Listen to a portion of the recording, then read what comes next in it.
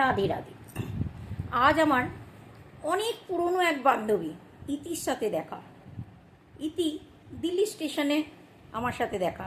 আর ইতি, কোথায় গিয়েছিলি? আরে রীতা, ও যে একটা এনজিও আছে না দিল্লিতে, এনজিওটার নামটা ঠিক মনে পড়ছে না। তুই কি জানিস আমি ওই এনজিওতে যাচ্ছি? হঠাৎ তুই এনজিওর কাছে কেন যাচ্ছিস? কি হলো? আরে একটা না ঘটনা হয়েছে। কি হয়েছে? তুই তো জানিস আমার বাবা ছোটোবেলা থেকে কেরলে পোস্টিং ছিল। আমি কেরলেই পড়াশোনা করেছি। হ্যাঁ, সেটা তো আমি জানি যে তুই কেরলেই পড়াশোনা করেছিস। হ্যাঁ, কেরলে আমি যে কলেজ থেকে পাস আউট হয়েছি, ওই কলেজের একজন ম্যাডাম ছিলেন ফিজিক্সের। খুব স্ট্রিক্ট ছিলেন ম্যাডাম, কিন্তু খুবই ভালো ম্যাডাম ছিলেন। ওনার দুই ছেলে ওর এক মেয়ে ছিল। ওনার হাজবেন্ড ছিল না। ওনার হাজবেন্ড হৃদয় রোগে মারা গেছেন।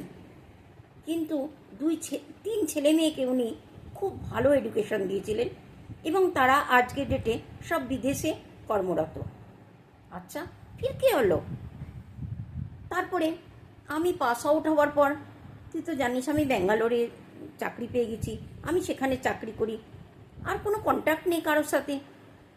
আজ এতগুলো বছর পর সেদিন আমি কেরলে গিয়েছিলাম। কেন জানিস? আমার এক বান্ধবী, তার ছেলের বিয়ে ছিল। আমি সেই বিয়ে উপলক্ষে কেরল গিয়েছিলাম। কেরল স্টেশনে নামার পর দেখলাম একজন আমার কাছে একটা বাটি নিয়ে ভিক্ষা চাইছে। 2 টাকা দিয়ে যাও না মা, 2 টাকা দিয়ে যাও না মা। আওয়াজটা যেন আমার মনে হলো কোনো পরিচিত কেউ হবে। আমি আবার পিছন ফিরে তাকিয়ে দেখলাম, আরে আমি কিন্তু চিনতে একদম ভুল করিনি। আমার সেই ফিজিক্সের ম্যাডাম। ম্যাডাম, আপনি? কিন্তু ম্যাডাম আমার আওয়াজ শুনে নিজেকে লুকানোর অনেক চেষ্টা করছিল। আমি ম্যাডামের কাছেই বসে গেলাম। আমার কাপড়টা খুব সুন্দর ছিল, কিন্তু তাতে আমার কোনো পরোয়া নেই। আমি ম্যাডামের কাছে ধাপ্পি মেরে বসে গেলাম। ম্যাডাম, আপনি এখানে কেন? এই অবস্থা কেন আপনার? উনি কোনো জবাব দেয়নি। আমি ওনাকে তুলে নিয়ে গেলাম আমার বান্ধবীর বাড়িতে। বান্ধবীর বাড়িতে একটু অবজেকশন করছিল ম্যাডামের কাপড়, গাড়ি ছিল তো। আমি ম্যাডামকে নিয়ে সঙ্গে সঙ্গে ওখান থেকে বেরিয়ে পড়লাম গাড়ি নিয়ে। হোটেলে চলে গেলাম। একটা হোটেল বুক করলাম। ম্যাডামকে নিয়ে পুরো রাত ম্যাডামের সাথে কথা বললাম। আমার বান্ধবী আমার উপরে খুব রাগ করছিল, জানিস তো। তুই আমার ছেলের বিয়েতে এসে তুই কোথায় চলে গেলি? আমি তোর ছেলের বিয়েতে এসেছি, কিন্তু আজকে আমি খুব ভালো একটা গিফট পেয়ে গেছি। তোর ছেলেকে গিফট দেবার জন্য এসেছিলাম তো, কিন্তু আমি এখানে এসে একটা খুব ভালো গিফট পেয়েছি। কী গিফট পেয়েছিস? আমি ওকে বিস্তারিত বলার প্রয়োজন মনে করলাম না। কেন, আমি ওর বাড়িতে যখন ম্যাডামকে নিয়ে গিয়েছিলাম, তখন ওর শাশুড়ি অবজেকশন করেছিল, কোথা থেকে এরকম লোক ধরে ধরে নিয়ে আসছি আমাদের বাড়ি। আমি সেই জন্যে ম্যাডামকে হোটেলে রেখে ম্যাডামের সাথে সারা রাত কথা বললাম। তখন ম্যাডাম কেঁদে কেঁদে আমাকে বলল, জানো, কোনো কারণের জন্য আমার পেনশনটা বন্ধ হয়ে গেছে। আমার ছেলেমেয়েরা সবাই বিদেশে চলে গেল। ওরা আমাকে বলল, মা, তোমার পেনশন চালু না হলেও কোনো প্রবলেম নেই, আমরা তোমাকে নিয়ে যাব আমাদের সাথে।